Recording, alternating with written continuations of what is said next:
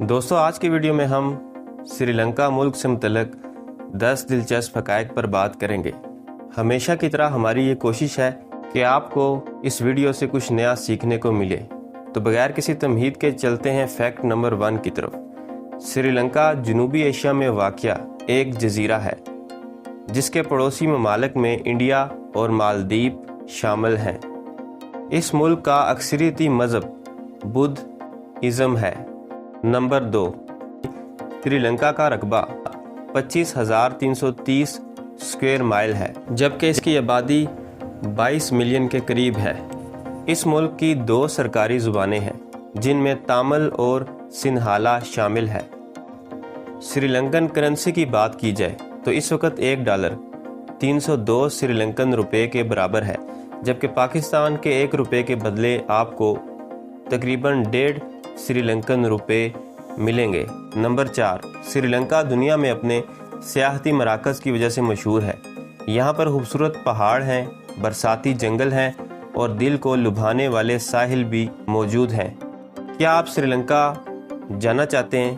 اگر آپ کا جواب ہاں میں ہے تو ہم آپ کو بتاتے چلیں کہ اگر آپ سری لنکا ویزے پر جائیں گے تو آپ کے 1 ہفتے کا خرچہ تقریباً $2,000 کے قریب ہوگا۔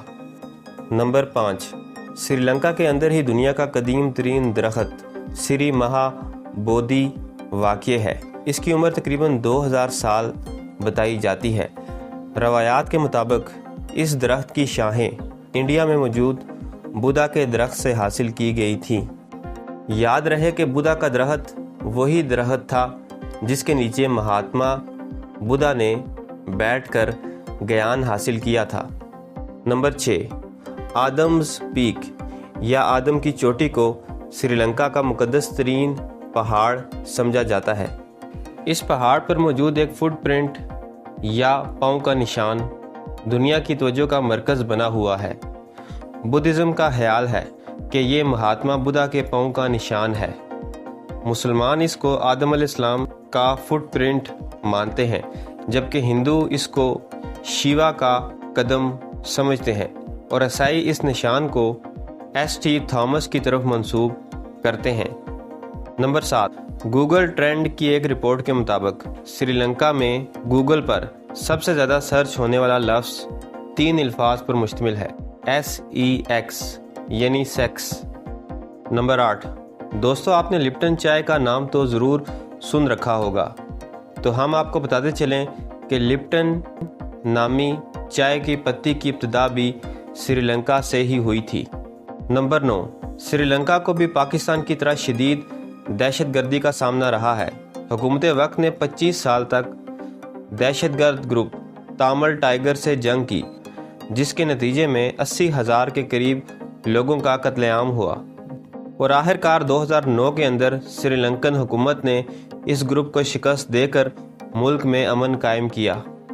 آخر میں ہم آپ کو بتاتے چلیں کہ اس وقت سری لنکا ایک شدید معاشی بحران سے گزر رہا ہے۔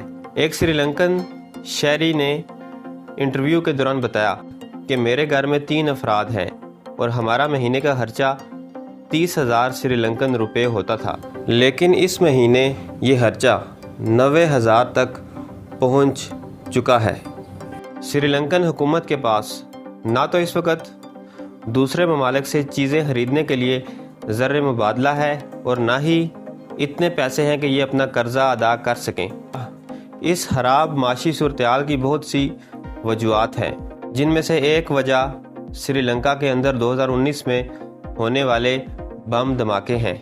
ان دھماکوں نے ملک کی سیاحت کو بری طرح متاثر کیا، اور پھر کووڈ-19 نے رہی سہی کسر نکال دی اور ملک آج شدید معاشی بحران سے گزر رہا ہے۔